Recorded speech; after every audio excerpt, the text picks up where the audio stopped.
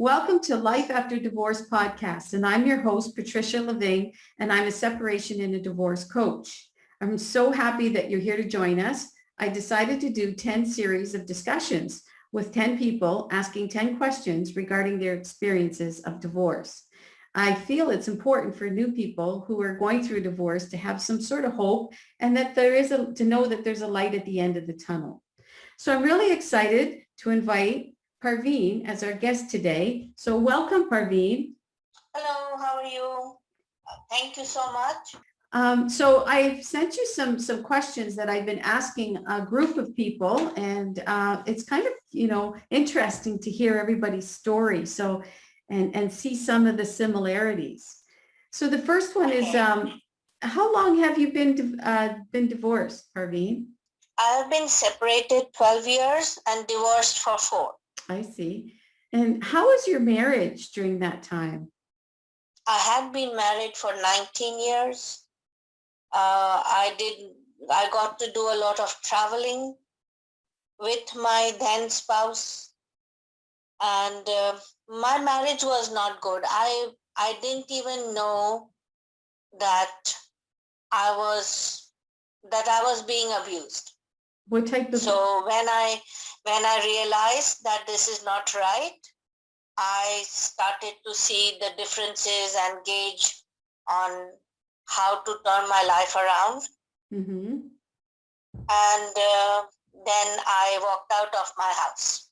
I see. With my children. So that must have been a difficult time for you. Yes, it was. Looking back at what happened, what do you, from your experience, what would you have done differently? Done differently, I would not have taken so much time into gauging my life situation. I think I should have made the decision a lot earlier. Which decision? The decision to separate and divorce. I see. Mm-hmm. So do you think you should have reached out for some help or some maybe additional support while you were going through that? Yes, once I walked out, I got a lot of support, but I feel that if you, as you believe in yourself and you say, yes, I can do this and I can work and make money and support my children, there is support and help there, financial help, counseling. And at that time, in the initial days, you don't think you need it. But I think everybody should go through a period of counseling and help and seek the support that they need and not try to think that they can do it on their own. It's no big deal. It does affect a person's mentality, the emotional side, the companionship side. It does affect you. Yeah, I totally agree. That's why I became a divorce coach, because I hear a lot of stories about what people are dealing with. And that's why I actually developed the program to help people get through all those stages of the emotional part and so forth. So I find it very, very important, Yes, it is very important to seek out that support level. And even if your head is saying you're okay, you should still help your heart. Yeah, I agree. Oh, that's very true. Very, very true. Mm-hmm.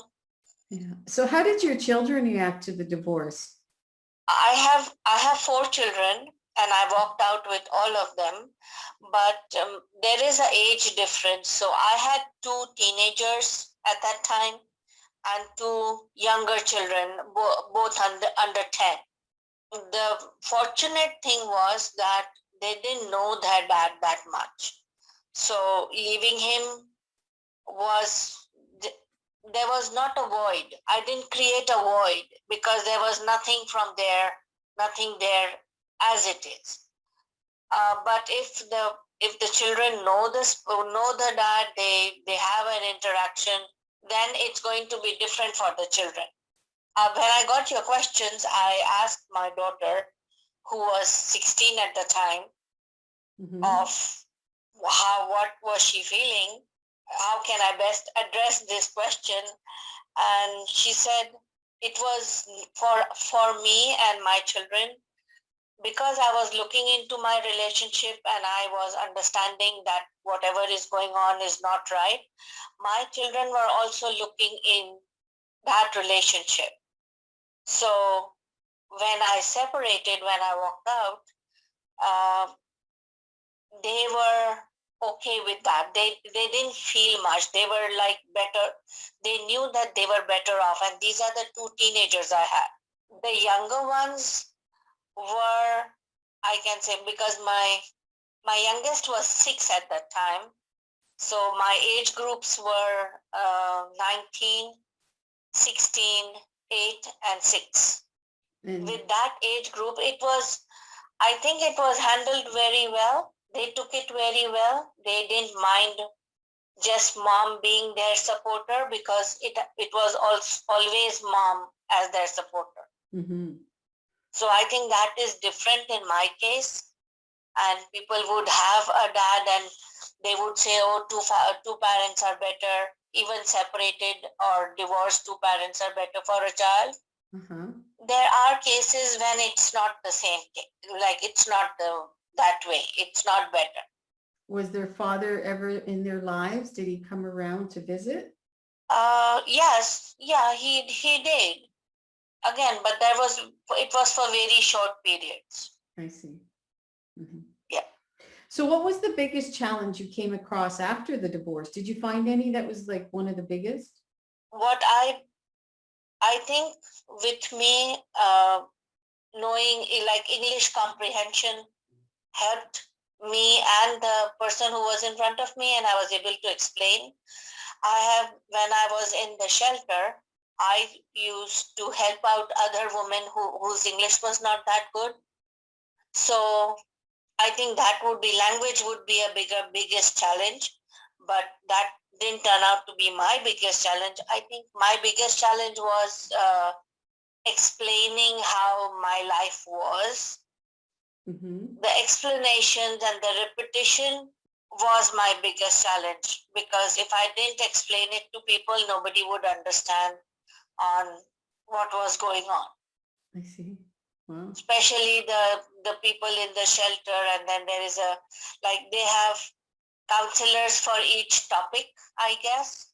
So if there is a family counselor, then you explain to her or them, and then there's a financial counselor, so you explain the whole thing to them, then you just keep on explaining, keep on repeating. So it hurts. Mhm. If you keep on repeating why you are hurt, that also hurts. Yeah, I can imagine. Yeah, Yeah. because you're having to deal with it over and over and over again. Over and over and over again. Yes. Mhm. Yeah, that's why I feel coming to me as a coach, I can, get them through more of it on a personal level than to having to deal with people that you're not knowing and having to, like you said, continue to repeat it, right? So it can get very Yep. difficult. Yeah. Yep. Yeah, I can only understand that. How long did it take for you to really finalize the divorce? So as I said, I have been separated for 12. So there was a period of time when I didn't want to even think about it. Just, what's the saying? Let stray dogs lie. Just let the dogs lie. Don't touch them. Don't deal with them. Mhm. But then it was my mom from back home, and she said, if you want to cut ties, then cut properly. Oh, And again, if yeah, that was a profound thing she said to me. Like, don't stretch it. So, and then a friend of mine said that you are, and believe me, that really put me into action, because she said, you are in Canada, and if you won the Lotto 649, you'll have to give him half. okay. So that put the spring in my step, and I said, okay, fine, I'm gonna do it. And did you win the lotto? No, well, you know what? Divorcing him, that's the lotto. That's the lotto, is it? Okay. Yep. Well, good for you. Um, wow, that's something. So that's what it took. One sentence like that. It's One just, sentence. Yeah, I don't, because now, because I am earning for myself, I'm taking, like, my children are mine. I don't want any part of half of right. anything. Yeah. What is mine is mine. Yeah. But it must have been hard for you as one mom and one parent with 4 children. Like, how was that experience alone? Like trying to get through your jobs and your children and raising them and, you know, that must have been a big challenge. Yes, it was. I do have some regrets because I was of the notion that, I'm gonna get my job very good, like a good bill paying job immediately. Uh, Everything is going to fix itself very quickly, and it didn't. It Ah, took time, and at that, if I had some, I think I missed out on a chance because I was asked if I wanted, whereas I was single, if I wanted some go into education again, I should have. mhm. It would have been paid for. There would be help to keep children and to babysit them, and everything would have been there. And I would have my diploma, which I do have my degrees, but I didn't take it. I said no. I want job right now. Go for a job rather than education. I think after your questions, when I read the regret question, I was only okay. I could have spent 2 years in getting my ECE diploma Mhm. and earned better now, Mhm. because now I'm only an assistant and I can not get a chance to do that again. Yeah, so So if they are offering you, I wish there were some educational counselors who okay. can, speak to you. Okay, 5 years down the road, you are getting this much per hour. You won't. How will you step up? Yeah. How will you succeed? Mhm. You can put your foot in. We can help you with that. And they were offering me more. Like I'm saying, I mean, through the shelter, through the government agencies, through Ontario Works, I was offered, but I was of the mindset that no, no, no, I just need a job. I need to pay my bills and set up on my own, Mhm. rather than I need to be educated, get a diploma, and then set up on my own. Right. Well, that Right? So that was my mistake. But had somebody told me, okay, if you are going in as a worker now, you are earning this much.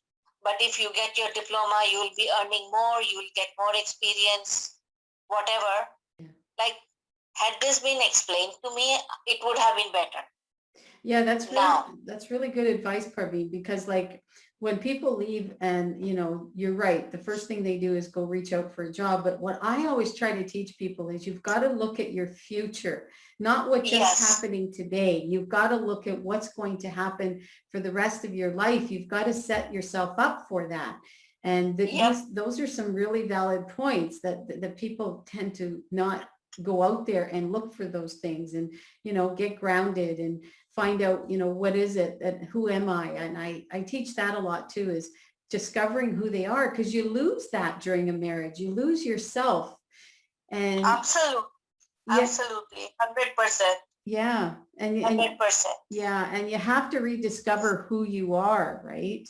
So is there any other advice that you would offer people going through a divorce? Is there anything else that you think that people would know? You've said a lot, but Um, is there something else that you might think during the time that you were going through all your emotions and everything? Is there any other advice that you would offer? if for me, when I filed in for divorce, the paperwork, I Mm. did all of my paperwork myself, and there were times when I just could not write anymore, and I just took 10 minutes or half an hour or left it for the next time, and uh, calmed my emotions, or went down and saw a movie, or did something that made me feel good, or Mhm. went out for a walk if weather was permitting. So always have something handy if you are doing your own paperwork, uh, the legal work, Mhm. Mhm. because it is so monotonous, and again you have to write and write. There were times when I just wrote two sentences and left the page blank. When I went into the courthouse and I got the I don't know, there's a special word for them when they sit and they help you check your papers before it goes to the judge, before it is filed. And she said to me, what have you written? So I said, this is it. I have written it in 3 sentences. And she said, elaborate, Yeah. because the judge don't know you. I said, she's like, it's not your best friend. You're not talking to your best friend. You're talking to a stranger who sees 20 stories in a day. Yeah. So make your story count. And I'm like, you are absolutely right. Yeah. So that is another point that I would like to give out if somebody is doing their own paperwork. Mhm. Well, Just elaborate. I have a toolkit that I call it a toolkit, and it's a document that I put together that really Yeah. helps people get through it and gives them the guidance they need, so that they can get through it a lot smoother and be very clear. Like you said, you have to elaborate on things, and people don't think about that at the time. Their emotions are so deep into thought Yes. of so yeah, I completely understand that. And you're absolutely right. I really And feel, again, thinking about those, because even the court documents are very specific when they say narrate what happened. So if you are talking about a 19-year history and you want to narrate, and for you, because why you are dismissing it? Because it hurts. right. Yeah. Yeah. Right? It And- hurts your heart to think about how foolish you were and what crap you took. Sorry, I'm sorry about if this language is not allowed. No, I can use better language than this. no, this is But okay. it's like you took another person and you were not happy within yourself during, and now you're not happy after. Yeah. So remembering that unhappy moments, they hurt, and then the court wants you to elaborate.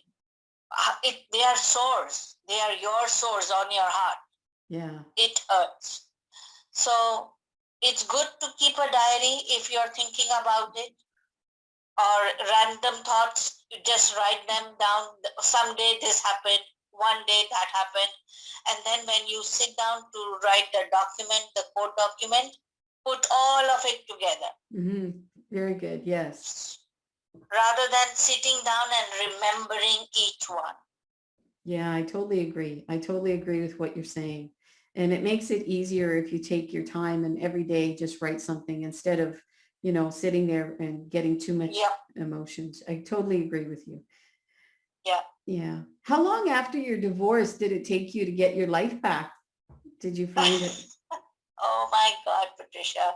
Since I was divorced, again, I said that the saving point was for me for the first separated years. Uh-huh. That helped me breathe and nurture myself and nurture my kids into a plateau of, okay, we are fine, kind of looking to the future.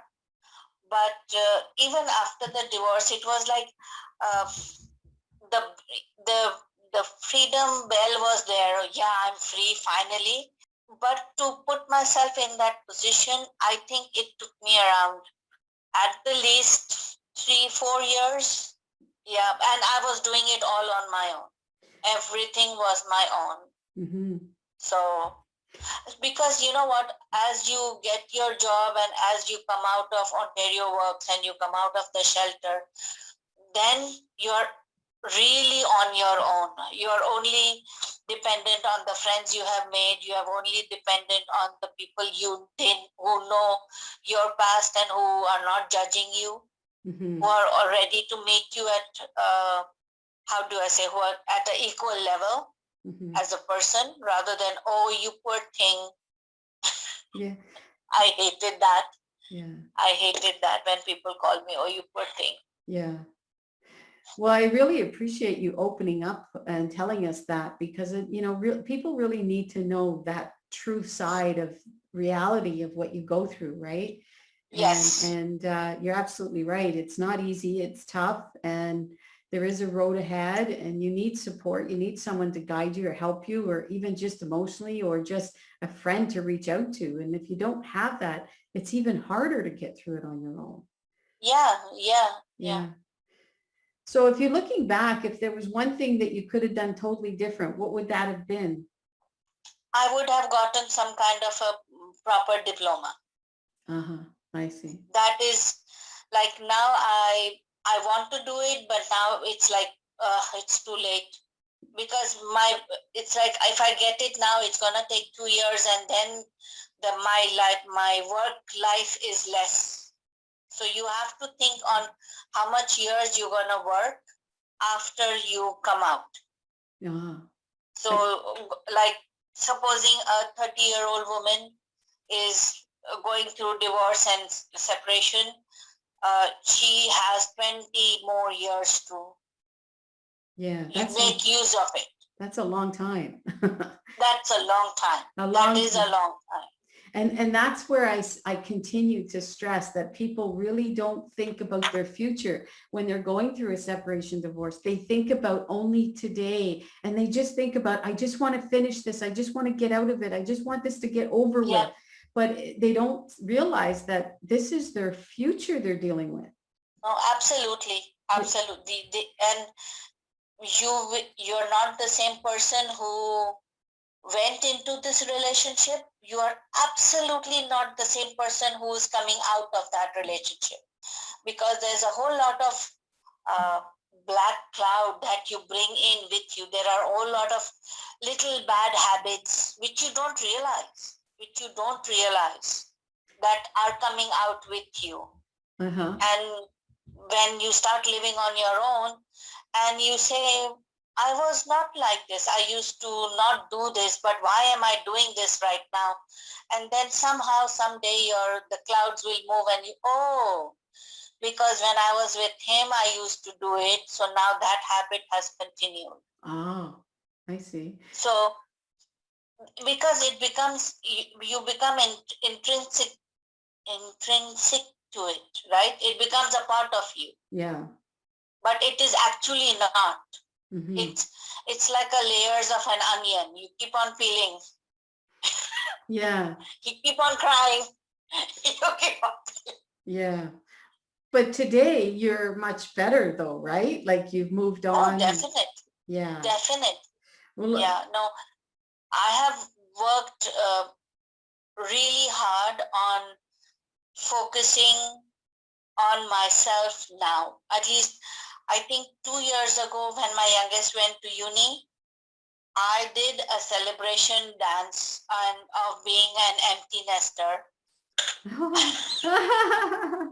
good for you. Good for you. And I'm like, okay. So, and even though, well, truth be told, my oldest is with me. He's working on his own. My touch wood, my daughter is is working in a bank at a researcher level. She's finishing her PhD.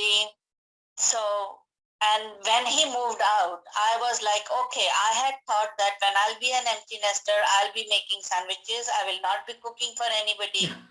So fend for yourself. So for the first week, I just made different kinds of sandwiches and had. I just catered to myself. Yeah. It's so there is a light out of the tunnel, even if you are. Oh, definitely. Yeah. Definitely. Yeah. There's a bigger experience of life that you go through. There's different phases, and your children aren't with you forever, but we think that they are when we first leave. It's like, are they ever going to be able to just, spread their wings and fly? Yeah. True. Yeah. True. So again, I thank you for all your information, but is there anything more that you would like to just tell us about your experience just before we close? This is our last question. Is there anything, Oh, thinking back, is there anything that, that one thing that stands out the most that you really, other than the educational part, I think that was very right. valuable. But is there Yeah. anything else that if you look back, just telling, young people or starting out? I think the words that I've learned after and like now in my freedom days